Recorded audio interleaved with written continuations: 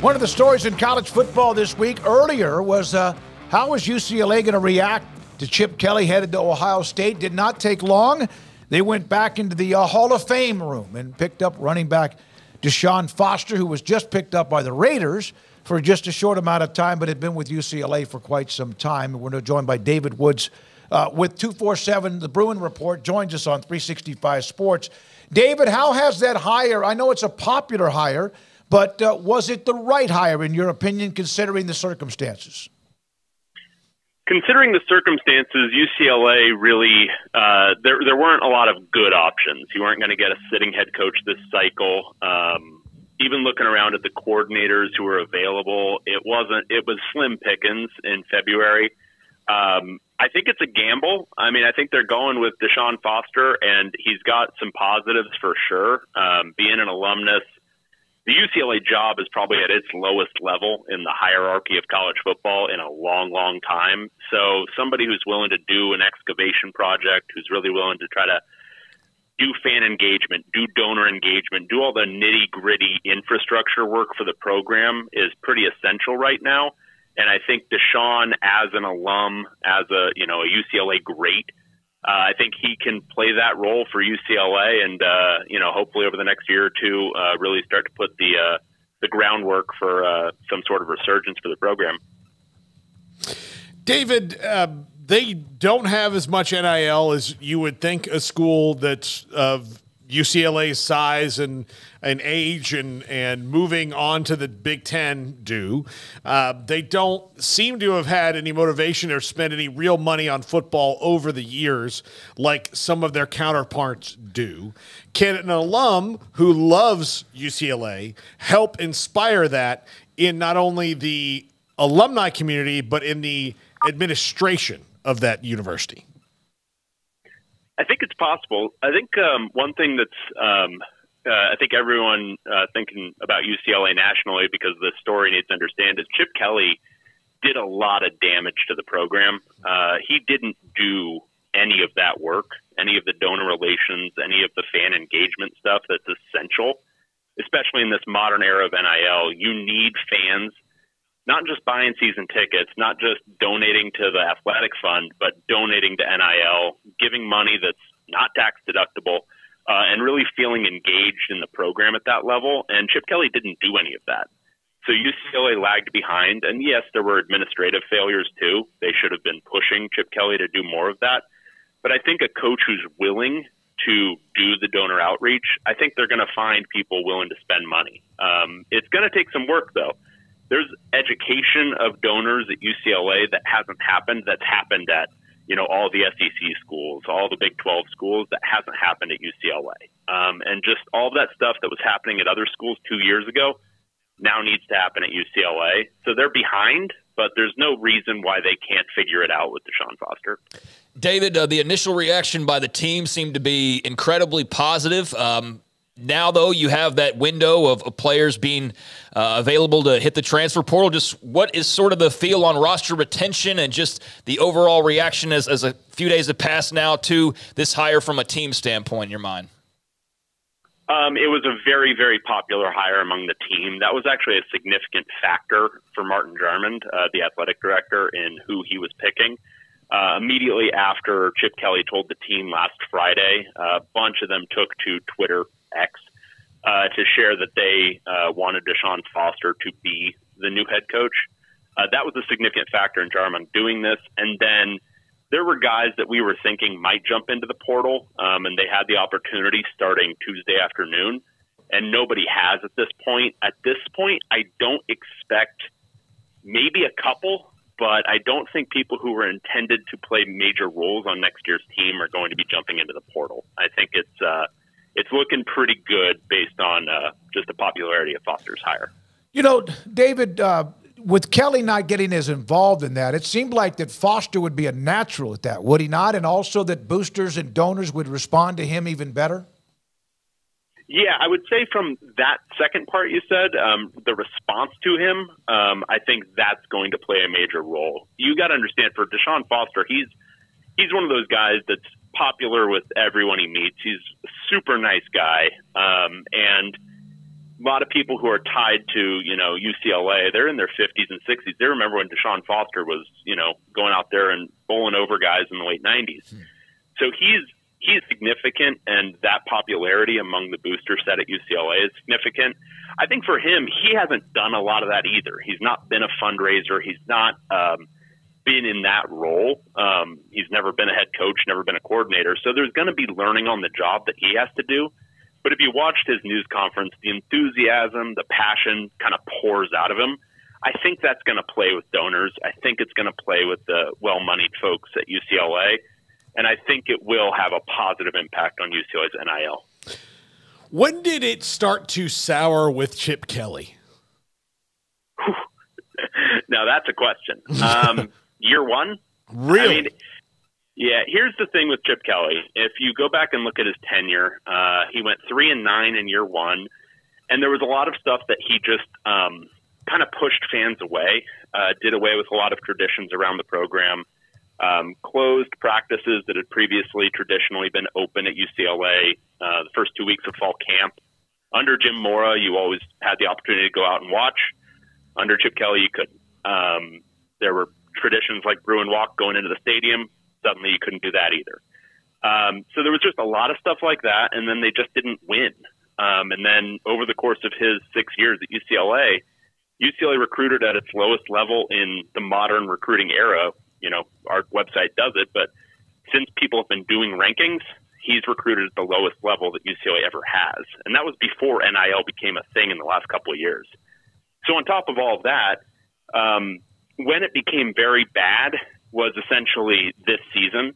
UCLA was expected to be decent, and instead in November they lost to Arizona, and then a very bad ASU team at home in November.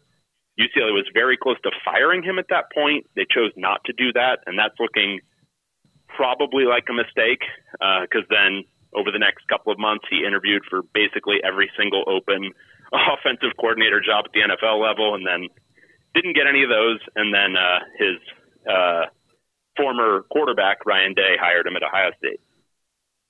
David, I guess jump from being a position coach to a head coach. He's been a coach now for a decade, but I guess in comparison to maybe other head coaching hires out there, there is a difference when it comes to just his level of experience. How much of a, topic was that in terms of the hire, and what level of concern, if any, is there in regards to that specifically?